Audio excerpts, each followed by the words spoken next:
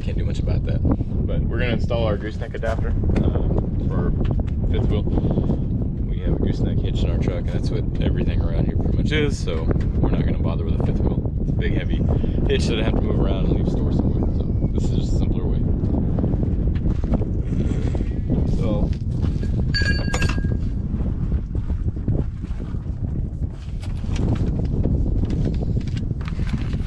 this one's a T-built, and it has 4 bolts that we'll have to drill. Nothing too crazy. It's all 275 foot-pounds.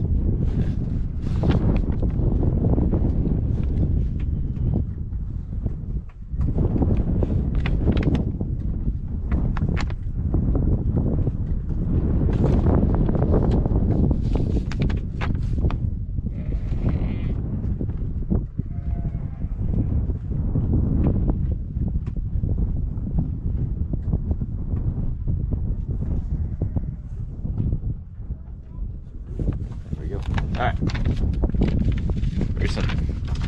I like it. Directions are pretty cut forward. Or pretty straightforward, sorry.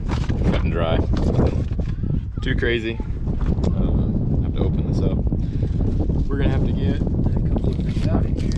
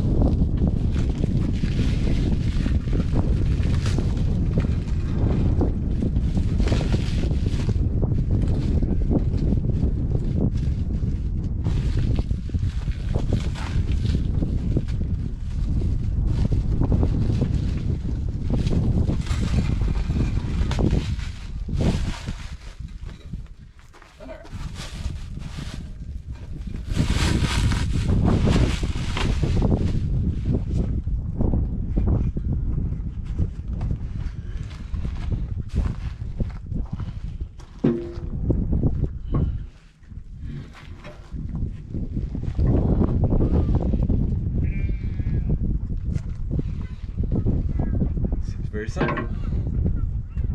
Put this on. And mark the holes. I got to thinking, I have these clamps. I'll probably just use those to hold this in place instead of trying to fight it.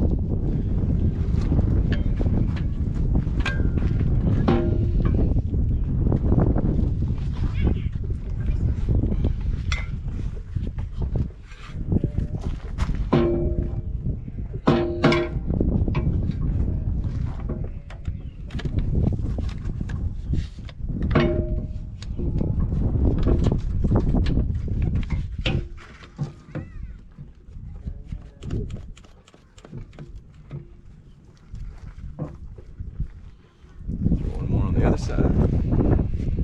Be too bad.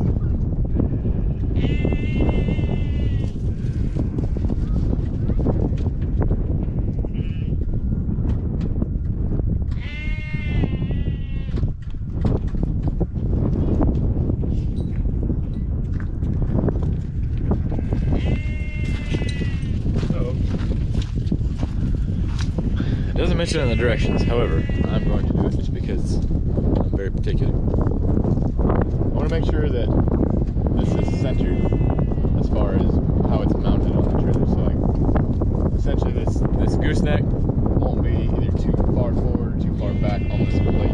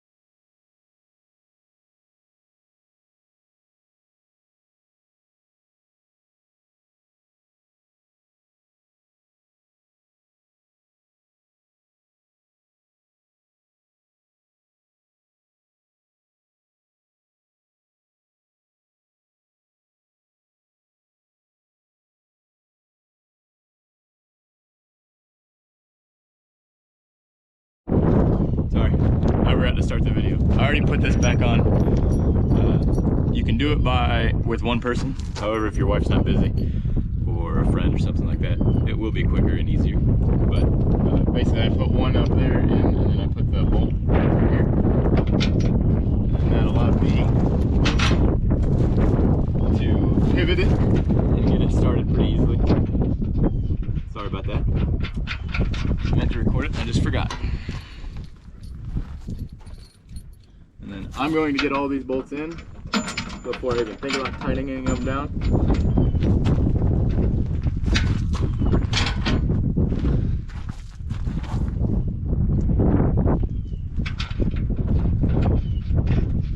To get all those in, I'm probably going to fit up my gooseneck adapter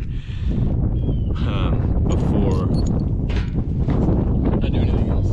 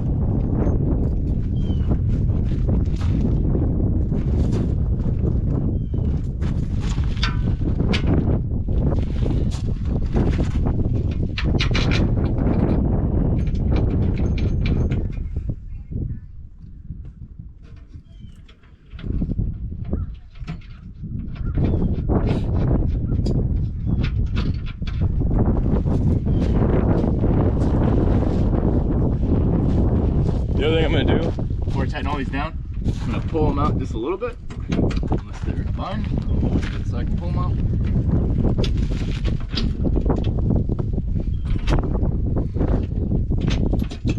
Then tighten the bolt more. And I'm going to throw a little bit of WD-40 in there, and then I'm going to do the same thing on the inside.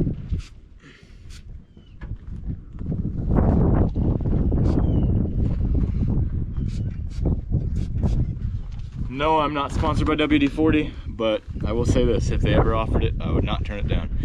That stuff is amazing. We're gonna go ahead and put this, we'll start it.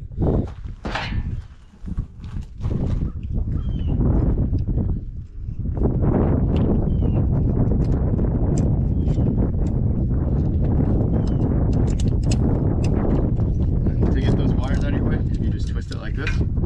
The wires will come up and look out of your way a little bit.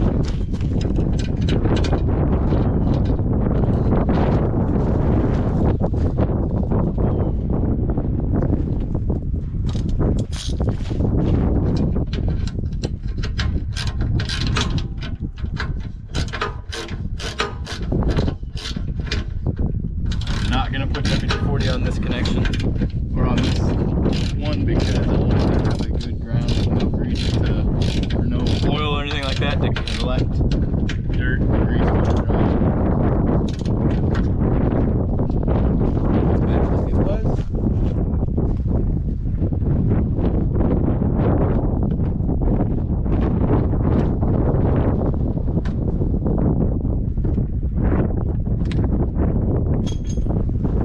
Alright, that's done.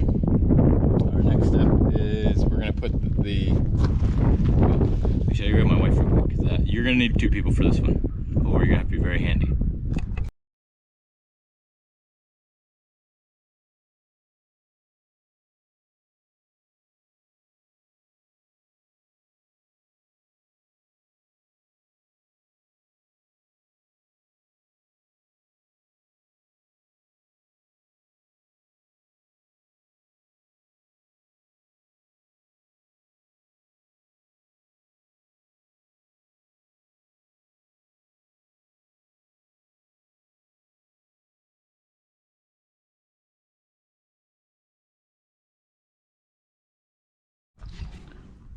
Alright, so we went from the bolts going from the inside coming out, just because the nuts will be easier to see if they're getting loose.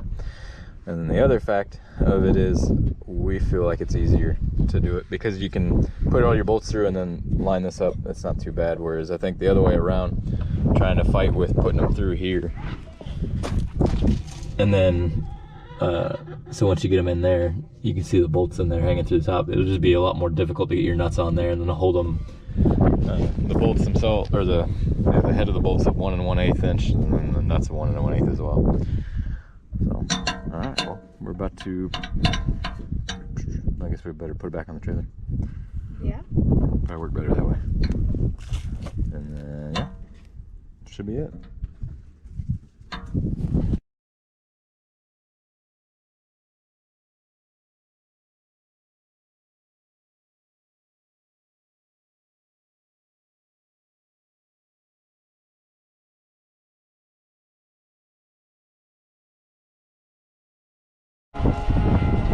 So, seeing pretty much how it works. Obviously there are torque specs that this is going to need to be tightened down to. I don't have mine off the top of my head. However, that impact was able to take it loose relatively easily, so I just snugged it a little more than what I thought it was at before. And I'll continually check them.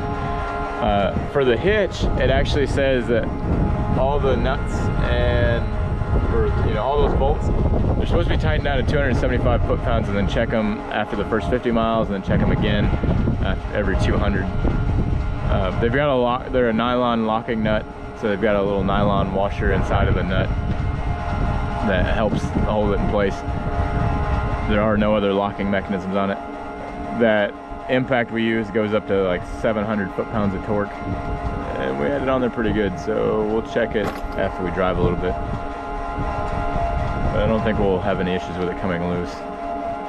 But again, you should definitely check them, just because of the simple fact that if those come loose while you're driving, that is going to be a mess. You don't want that. So what I'm about to do right now, I am raising the trailer up so I get the truck under it. We'll be back in just a minute.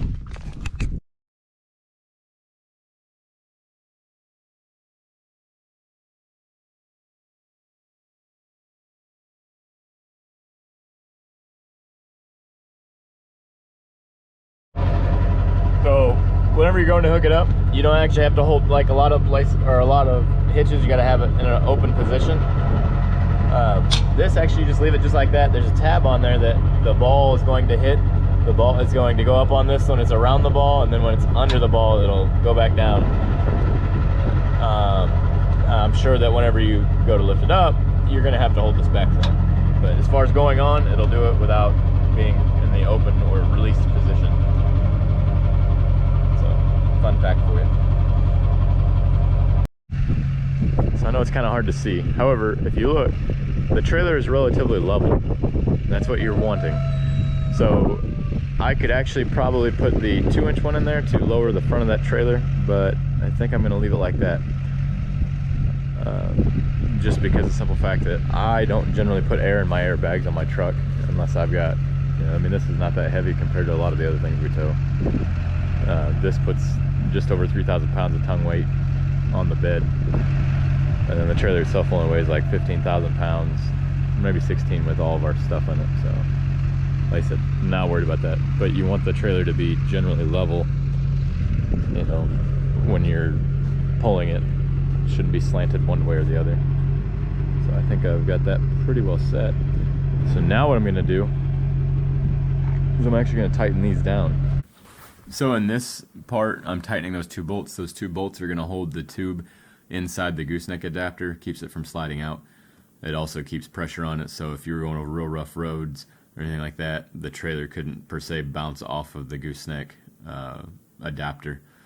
You don't have to worry about it, the bolts holding it in. The pressure is actually going to be on the collars that you put inside above that tube, whether you put the 1-inch, the 2-inch, or the 3-inch collar in there.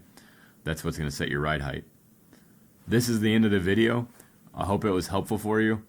Please give a like if you appreciated the content. If you have any questions about this gooseneck adapter or installation of it or anything like that, by all means, put a comment down below and we will respond to it.